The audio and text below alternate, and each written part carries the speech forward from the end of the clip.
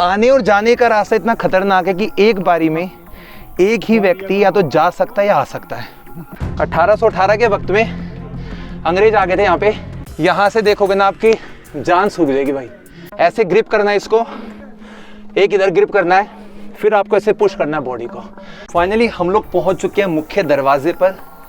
लेकिन ये मेरी लाइफ का पहला ऐसा फोर्ट है जिसकी क्लाइंबिंग और जिसका डिस्टेंस मेजर करने में हमें ना सच में बहुत डिफिकल्टी हुई। तो दोस्तों यहाँ से हमारी जो हरिहरगढ़ किले की चढ़ाई है ना वो होने वाली शुरू। और आप इसका पूरा जो रास्ता है वो देख सकते हैं भाई। कई जगह पे तो ऐसे इन पत्थरों को थोड़ा बहुत काट के थोड़ा बहुत जो रास्ता है वो बना हुआ है, और कई जगह पर हमें इस तरीके से दिखाई दे रहा है। सो आई थिंक शायद मैंने थोड़ा सा गलत जो रास्ता है वो चूज़ कर लिया है, बट कोई बात नहीं। मैं कोशिश करूँगा कि जो यहाँ पे गड्ढे बने हैं ना इनके अंदर बैलेंस बना के मैं चल सकूँ। सो ओवरऑल आप देख सकते हैं कि कैसा रास्ता बना हुआ है। मेरे को ना यहाँ से जाना चाहिए, यहाँ से मेरी ग्रिपिंग है ना थोड़ी ईजी हो जाएगी। यहाँ से आता हूँ भाई मैं। बस आपको ना यही समझना है ओवरऑल कि आप किन रास्तों से ऊपर जा सकते हो, और अपनी नज़रों को दोस्तों यहाँ से ऊपर लेकर जाओ आप। फिर आपको पता लगेगा कि हरिहरगढ़ का जो किला है ना ये क्यों इतना विख्यात है और क्यों यहाँ पर लोग आने से पहले कई बार सोचते हैं। सो मैं क्या करूँगा भाई, अभी मैं अपनी डायरेक्शन को थोड़ा सा चेंज करूँगा और इस वाले हिस्से पे आ जाऊँगा। एक छोटी सी गलती आपको वापस नीचे गिरा सकती है भाई। वहाँ से हम चल कर आए हैं और सच में डर तो लग रहा है, ऐसी बात नहीं है, बट बैलेंस के साथ में जाएंगे ना तो आप बहुत आसानी के साथ में इसको चढ़ सकते हैं। बट आपको ना शॉर्टकट यूज़ करने से बचना है भाई। कुछ भी करें शॉर्टकट यूज़ मत करें और बॉडी का बैलेंस बना के रखें भाई आप।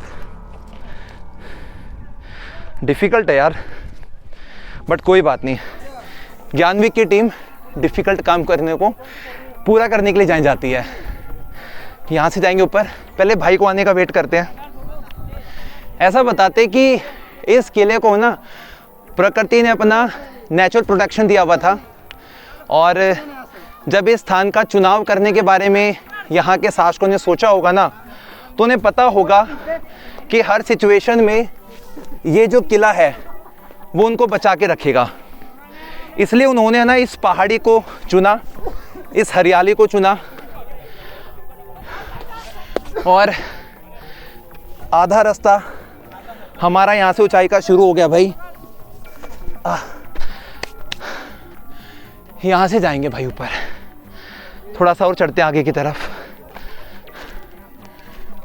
दोस्तों हर एक कदम पर है ना एक नया चैलेंज है, और चैलेंज क्या है बस कि इस पहाड़ को चढ़ना है, और चढ़ने के लिए हमें बनाना है अपनी बॉडी का इनके साथ में संतुलन। तो आप देख रहे हैं कि भाई किस प्रकार से बेबी स्टेप्स जो होते हैं ना उसके साथ में हमें चढ़ना पड़ रहा है, लेकिन बड़ा मज़ा आ रहा है यार सीरियसली। और साथ में आप है ना यहाँ के माउंटेन्स की ऊंचाई देख सकते हैं। उन सब में से जो हाईएस्ट पीक है ना वो इस हरिहरगढ़ किले की है। और मैं तो बस ये सोच रहा हूँ कि जब यार 9वीं सेंचुरी में इस किले को बनवाने का डिसीजन लिया होगा ना आगे राजाओं ने, तो पता नहीं क्या उन्होंने सोचा होगा भाई। अब मेरे को ना बस ये डर लग रहा है कहीं पे कि मेरा जो पैर है ना वो कहीं स्लिप ना हो जाए। तो यहाँ से इसकी जो सीढ़ियाँ हैं वो शुरू हो गई हैं, थोड़ी बहुत जैसी भी हैं, छोटी हैं बड़ी हैं जो भी बनी हुई हैं। बाकी कुछ लोग यहाँ तक पहुँच जाते हैं भाई फ़ोटो क्लिक करवाने के लिए। सो ये आपकी दिलचस्पी पे डिपेंड करता है कि आप इस किले को कितनी ऊंचाई तक देखते हैं, या फिर किस हद तक आप इस किले को देखना पसंद करते हैं। ऐसा बताते हैं कि इस किले को बनवाने का जो निर्णय था ना वो एक ऋषि से पूछ के लिया गया था, क्योंकि पहले इतनी ऊंची ऊंची चोटी के ऊपर जो ऋषि मुनि थे वो बैठ के तपस्या करते थे, और आसपास के हिस्सों में ये वाला जो भाग है यहाँ से शुरू होंगे दोस्तों इसकी बिल्कुल स्टीपर जो स्टेप्स हैं, और पूरे भारत का एकमात्र ऐसा किला जिसमें पहाड़ को कट करके उसकी स्टेप्स तैयार की गई हैं। सो अब आप देख सकते हैं कि 2.5-3 फीट चौड़ी ये सीढ़ी, छोटे छोटे ऐसे हुक्स बना रखे हैं। बस जिन हुक्स को आपको ऐसे पकड़ के ना अपनी ग्रिपिंग बनानी है भाई।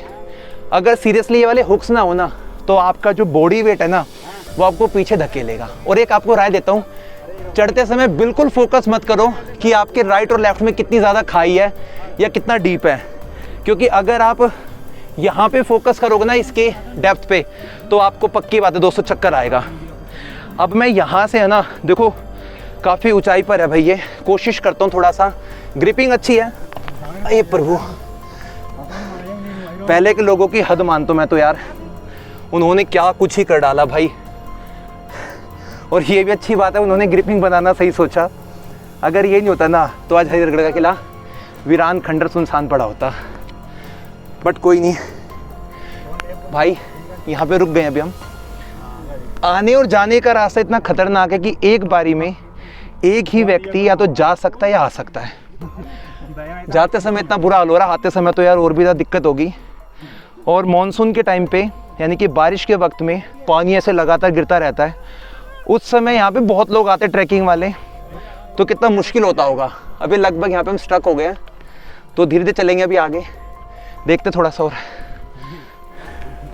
तो दोस्तों यहाँ पर जो सब दिक्कतें आ रही है वो ये आ रही है कि जब सामने की तरफ से कोई उतर के आ रहा है ना, तो वहाँ पर हमें रुकना पड़ रहा है और वेट करना पड़ रहा है कि या तो भाई हम उनको पहले जाने दें या वो पहले हमें ऊपर जाने दें। बाकी ऐसा कुछ नहीं है, अच्छा है एक्सप्लोर करने के लिए। थोड़ी सी स्पीड पकड़नी पड़ेगी भाई अपने को। सबसे पहले आपको अपना दिल मजबूत करना पड़ेगा इस किले को चढ़ने के लिए। अगर आपके दिल के अंदर मजबूती है ना, तो भाई आप आराम से चढ़ोगे। और कहीं ना कहीं अगर वीक पॉइंट रहेगा ना दिल के अंदर, तो आपको लगेगा कि आप गिरे। सो हमने कर लिया अपना दिल मजबूत, और इस दिल मजबूत के साथ में हम लोग जैसे सीढ़ियाँ चढ़ते घर पे चढ़ गए 117 सीढ़ियाँ, और बहुत अच्छा लग रहा है। हरिहरगढ़ के किले को ऐसा लग रहा है हमने फतेह कर लिया भाई। 1818 के वक्त में अंग्रेज आ गए थे यहाँ पे, उन्होंने कहा भाई तोड़ो इस किले को, लेकिन तोड़ा नहीं गया दोस्तों।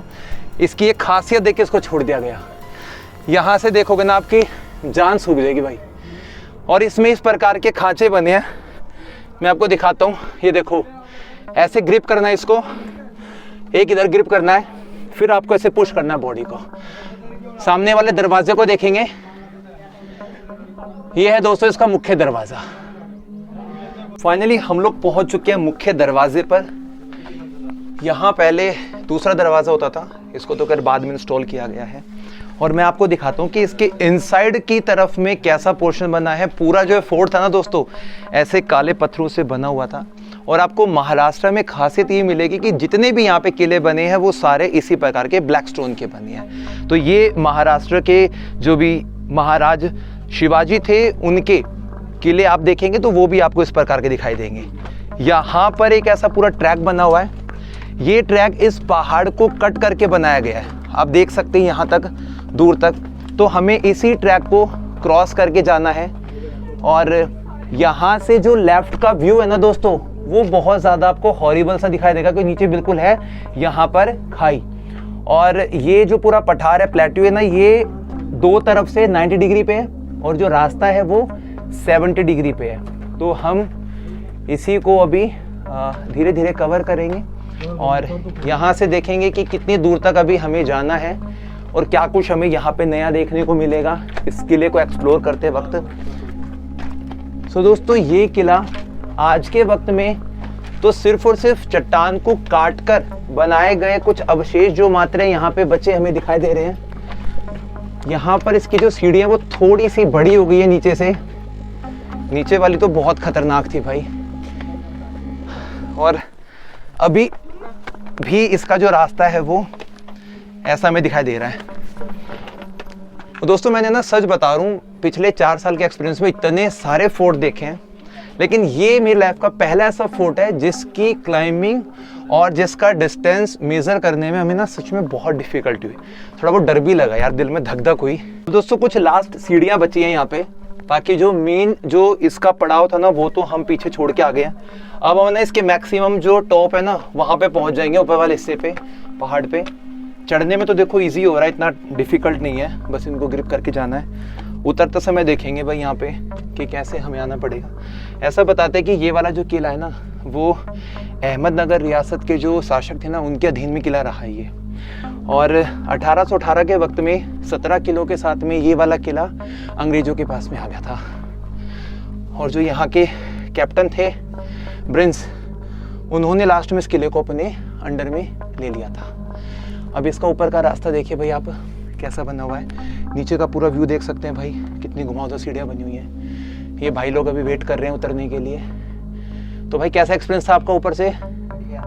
बढ़िया, मजा आता है भैया नीचे आते हुए, पूरा फैमिली दिखता है भाई नीचे। तो भाई ने बताया कि उतरने में दिक्कत आता है, देखेंगे भाई।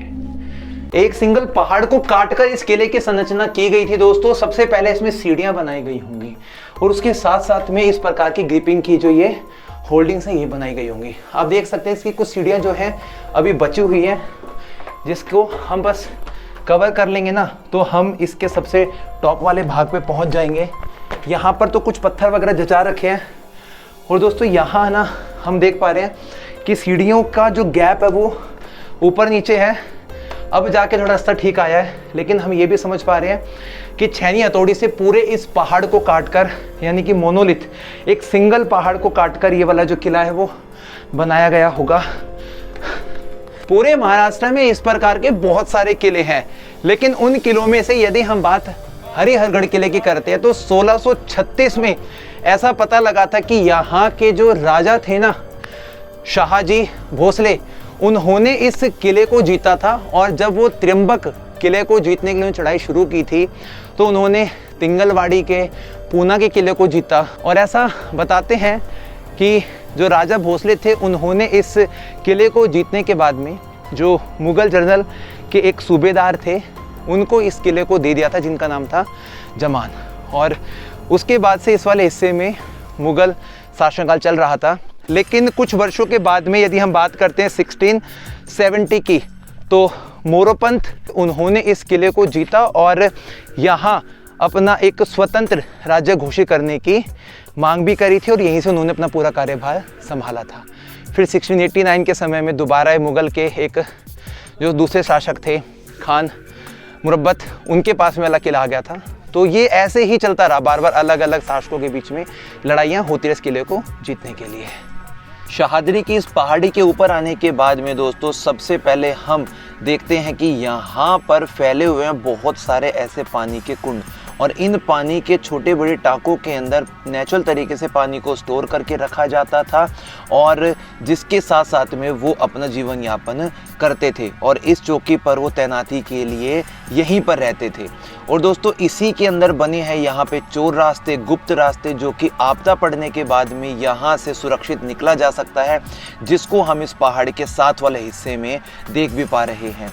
और ये जो पहाड़ का पूरा हिस्सा है ना, ये अपने आप में बहुत गजब का बना हुआ है। और इन पानी को आप आज भी देख सकते हो, सामने की तरफ हनुमान जी की मूर्ति रखी है और वहाँ पर एक वक्त पहले बड़ा मंदिर रहा होगा, लेकिन आज के वक्त में तो टूटा हुआ है, केवल पत्थर मात्र ही अवशेष यहाँ पर बचे हुए हैं। और दोस्तों इसी के पास वाले हिस्से में देखेंगे हम तो आप यहाँ पे रुक सकते हैं और खाना पीना खा सकते हैं, पानी वगैरह ले सकते हैं। तो ये जो टेम्पल बना हुआ है दोस्तों, यहाँ पर आप इस पूरी बनावट को देख सकते हैं, उसके सिर्फ और सिर्फ रूइंस यहाँ पे पड़े हुए हैं। और इस पूरी पहाड़ के ऊपर एक दूसरा यहाँ पर हमें पानी का टाका देखने को मिल रहा है। तो इससे पता लगता है कि इस पहाड़ के ऊपर वाले हिस्से में जहाँ भी पॉसिबल था वहीं पर इन लोगों ने पानी को स्टोर करके रखा और एक नेचुरल हार्वेस्टिंग सिस्टम का इन लोगों ने इस्तेमाल किया, इस पहाड़ को काटा।